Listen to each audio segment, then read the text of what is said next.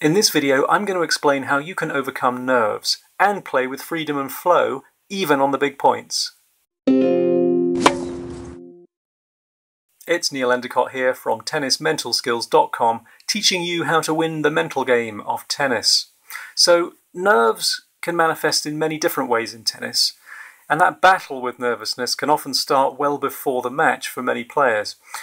The moment before going on court in a tournament is usually a nervous time for most players. Even the mighty Rafael Nadal gets so nervous before matches that he's got to go to the bathroom sometimes up to 5 or 6 times. For other players, nerves are confined to the big points or to situations like serving for the set or the match. Some players struggle with a more general sense of nervousness in a match, and it kind of seeps into everything that they do.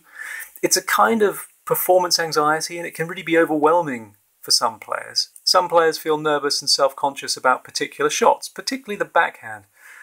This can lead to avoidant defensive play, a loss of swing power, and again, you can observe this phenomenon sometimes at the top of the professional game. Think about Andy Murray's second serve, which can lose power when he's nervous, or Novak Djokovic's overhead, which sometimes lets him down when the pressure's on. The reason I'm mentioning that the top pros also struggle with nerves is to underline the fact that nerves are a normal part of tennis.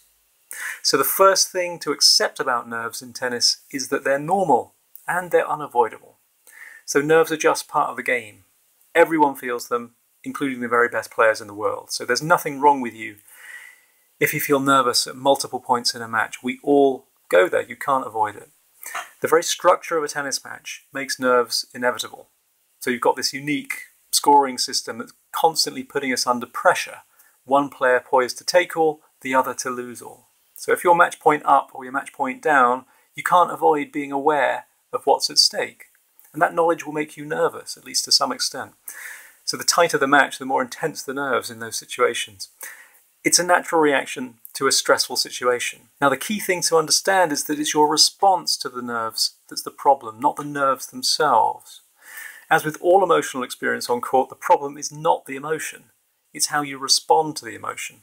And the players who struggle with nerves, and most players do to some extent, they respond to their nerves in unhelpful ways, which tend to exacerbate the problem. They don't accept nerves as normal, and instead they feel that nerves need to be banished or resolved in some way. So for example, some players respond to nerves by talking to themselves, internally or maybe out loud. They may be trying to rationalize those nerves away or soothe themselves with positive affirmations or criticize themselves perhaps. They might also get distracted by the unpleasant sensations in the body which occur with anxiety. So this approach is counterproductive for a number of reasons. When we feel nervous, what we need to be able to do is maintain concentration and stay present. So we've got to be alert and ready to play the next point.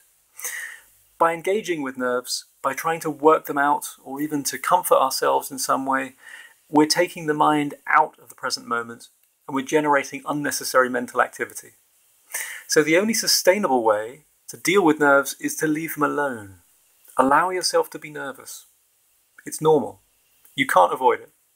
You need to learn how to notice your nerves without responding to them, and then refocus on the task in hand.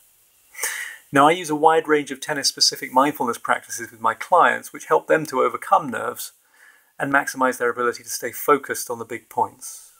Definitely takes practice, but with consistent practice over a number of weeks, you can develop a sense of complete comfort with nerves. You'll develop a newfound ability to play with freedom, to play with courage. You'll be able to relish the big points rather than fear them. If you want to find out more about my one-to-one coaching or my downloadable audio course, then head over to my website, tennismentalskills.com. If you have any comments or questions, please comment below and I'll reply. And to get more videos from me on the mental game of tennis, please consider subscribing to this channel. Thanks for watching, keep improving your mental game, and I'll see you soon.